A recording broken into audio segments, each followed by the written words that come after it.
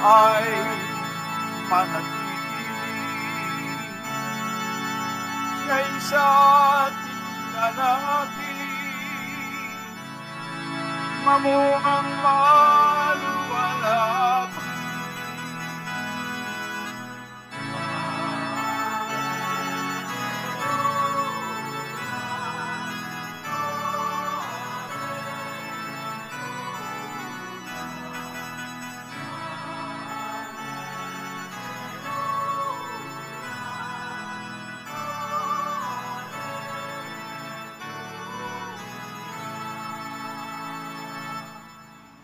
Sumainyo ang Panginoon. At sumaiyo rin. Ang mabuting balita ng Panginoon ayon kay San Juan. Papuri sa iyo, Panginoon.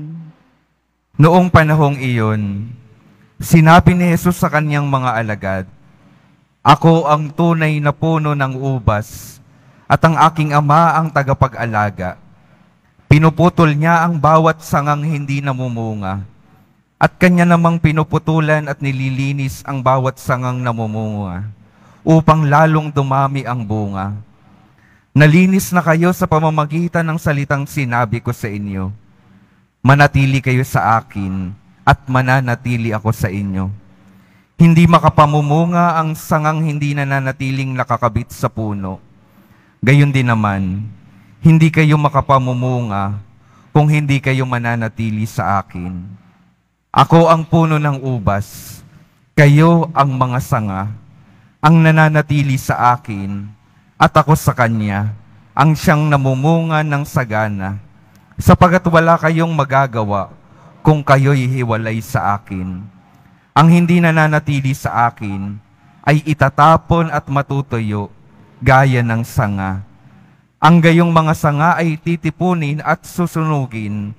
Kung nananatili kayo sa akin at nananatili sa inyo ang mga salita ko, hingin ninyo ang inyong maibigan at ipagkakaloob sa inyo. Napararangalan ng Ama kung kayo'y namumunga ng sagana, at sa gayo'y napatutunayang mga alagad ko kayo." Ang mabuting balita ng Panginoon. Pinupuri ka namin, Panginoong Hesukristo. Magsiupo muna po ang lahat. Magandang umaga po sa inyong lahat, mga minamahal kong mga kapatid na naririto at kasama natin online. Good morning po. Araw po ng linggo, araw ng ating pagsamba. Kaya't ating sabay-sabay na papurihan ang ating mahal na poong Jesus Nazareno.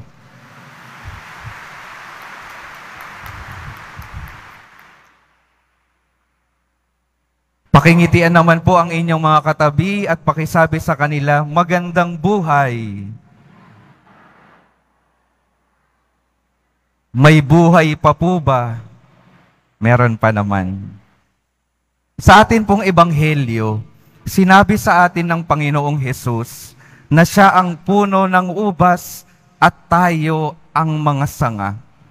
Bago po natin pagnilayan iyon, gusto kong gamitin yung paghahalin tulad ng Diyos sa isang puno. Di ba po, sa isang puno may mga sanga. At ang hinahanap natin sa mga sanga, kadalasan ay ang mga bunga nito. Kapag walang bunga naman yung sanga, hindi naman natin ito papansinin. Kaya napakahalaga na sa ating buhay, habang tayo ay nakakabit sa Panginoon, tingnan natin, tayo ba ay namumunga? Tayo ba ay may buhay pa? Tayo ba ay may naibibigay ba sa ibang mga tao? Dahil kung wala tayong bunga, katulad sa isang halaman, kapag walang bunga ang isang sanga, hindi naman tayo papansinin. Para bang walang saysay yung ating pag-iral sa mundong ito. At ganoon din po sa ating mga buhay. Walang magiging saysay ang ating mga buhay kung hindi tayo mamumunga ng mabuti sa mundong ito. Kaya ang tanong sa linggong ito, paano ba tayo mananatiling buhay at mananatiling namumunga ng maganda? Yun po yung pagninilayan natin sa linggong ito. Paano ba mabubuhay at paano ba mamumunga ng masagana at binibigyan tayo ng sagot ng ating Panginoon. Unang-una sa lahat, napakahalaga na yung sanga ay patuloy na nakakabit sa puno. At sino po ang puno na sinasabi sa ating ebanghelyo? Walang iba kundi ang ating Panginoong Jesus Nazareno. Sinasabi niya, kung hindi kayo nakakabit sa akin, kung hindi kayo nananatili sa akin, hindi kayo mamumunga at hindi kayo mabubuhay ng patuloy sa mundong ito. At ito po yung katotohanan. Kung wala ang Diyos sa ating buhay, unti-unti tayong mamamatay at tiyak walang pamumunga na maganda sa ating mga buhay. Mawala na po ang lahat ng ibang mga bagay. Huwag lang nating aalisin yung ating mga sarili sa pakikipag-ugnayan sa Diyos. Yun po ang pinakamahalaga. Sa panahon po natin ngayon, ano po ba yung mga hindi natin maialis sa ating mga buhay at sinasabi natin, kapag nawala ito, mamamatay na ako. Kadalasan po sa mga kabataan ngayon, di ba ho, kapag nawala ng gadgets, parang mamamatay na. Kapag nawalan ng boyfriend o girlfriend, meron po akong kakilala, sabi niya, kapag nawala daw yung kanyang boyfriend, mamamatay siya. Sino po bang ganun? Wala naman. Sa katotohanan po, nakailang boyfriend na po siya. Buhay pa naman. Buhay na buhay pa naman. Ano po sinasabi noon? Hindi nakabase sa ibang tao. Hindi nakabase sa pananatili, sa ugnayan sa ibang tao, yung buhay natin. Pwede pa rin tayong mabuhay kapag nawala yung mga katabi po ninyo, yung mga kaibigan ninyo, yung mga pamilya ninyo. Pero hindi pwedeng mawala sa ating mga buhay ang ating Panginoon. Dahil ang ating Panginoon magpapanatili ng ating buhay sa mundong ito hanggang sa buhay na walang hanggan. Kaya ang una pong imbitasyon, wag na wag nating aalisin ang Diyos sa ating mga buhay. At paano siya mananatili sa ating buhay? Paano tayo mananatili sa kanyang buhay? Sinasabi po sa ikalawang pagbasa, ang nananatili sa Diyos ay sumusunod sa kanyang mga utos. Sa pamamagitan ng patuloy na pagsunod sa utos ng Diyos, iyon ang paraan para patuloy tayong manatili sa Kanya. Patuloy po tayong sumunod. Patuloy tayong makinig sa mga sinasabi ng Diyos. Dahil ito yung paraan para tayo ay makapanatili sa Kanya at magkaroon ng buhay sa ngayon pa lamang hanggang sa buhay na walang hanggan. Patuloy na humarap sa Diyos. Patuloy na magbigay sa Diyos ng panahon para manalangin, para malaman natin yung Kanyang mga salita. At pag nalaman natin yung Kanyang mga salita, nawa magkaroon tayo ng lakas ng loob na sundin ang mga ito. Ano po ba yung pumipigil para manatili tayo at sumunod sa Diyos? Kung minsan po, o kaya naman madalas, ang pumipigil sa ating mga buhay ay yung ating mga kalooban. Yung kalooban na nabubulabog ng mga masama, nabubulabog ng mga kasalanan. Ito po yung unti-unting naglalayo sa atin, sa ating Panginoon. Kaya mga minamahal kong mga kapatid, magandang makita yung mga bagay na pumipigil sa atin para yun naman yung pigilan natin, bitawan natin para tayo ay makakapit ng matiwasay sa ating Panginoon. Ang una pong imbitasyon, manatili sa ating pakikipag-ugnayan sa Diyos. Ito ang magbibigay sa atin ng patuloy na buhay at magbibigay sa atin ng mabuting bunga. Kaya magandang tanongin, gaano ba kahalaga sa akin yung aking panahon kasama ang Diyos? Mabubuhay ba talaga ako sa isang linggo na hindi nakikiharap sa Diyos? Mabubuhay ba ako sa isang araw na hindi humaharap sa Diyos? Ang tunay pong sagot, hindi tayo mabubuhay ng maayos sa isang araw, sa isang linggo, kung ating kakaligtaan ang ating Panginoon. Kaya patuloy na manatili at magbigay ng panahon sa ating Panginoon. Yung ikalawa pong paraan, para tayo ay patuloy na magkaroon ng buhay at para tayo ay magkaroon ng mabuting bunga sa ating mga buhay. Sinasabi rin po sa Ebanghelyo. Alam niyo po, kapag tayo ay naghahalaman, ako naman po ay hindi naghahalaman, pero nabasa ko po, may isa pong ginagawa sa mga halaman kapag may mga sanga, parte ng sanga na nabubulok na. Ano pong ginagawa? Pinuputol. Pinuputol po. Bakit pinuputol? Para hindi maapektuhan ang kabuuan ng halaman. Inaalis yung nabubulok na para patuloy na mamunga, lumago. Patuloy na lumago ng maganda yung halaman. Kaya nung mahalagang tingnan dun sa tagpong iyon, yung paraan ng pagpuputol, pagtatabas sa mga parte na nabubulok na. Kaya magandang tingnan sa ating mga buhay. Tingnan natin sa ating mga kalooban, ano ba yung mga parte na nabubulok na? Baka madamay yung kabuuan at hindi na tayo mamunga ng mapanatag sa ating mundo. Ano ba yung mga nabubulok sa ating mga buhay? Kailangan nating putulin iyon.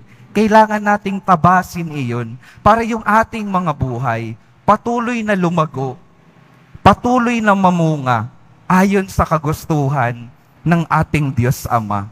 Kaya mga minamahal kong mga kapatid, ang pangalawang imbitasyon sa atin, putulin ang mga hindi nakakaganda sa ating mga buhay. Ano po ba iyon? Babalik at babalik tayo sa mga kasalanan, sa mga nakasanayan natin na hindi mabuti sa buhay natin dito sa mundong ito.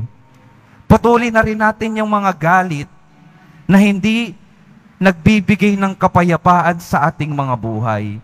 Putulin na natin yung pagpapalaganap ng hindi magagandang balita, pagpapalaganap ng fake news. Putulin na natin yung pakikipagtsismisan, paninira ng buhay ng ibang mga tao. Putulin na natin yung pandaraya sa ibang mga tao.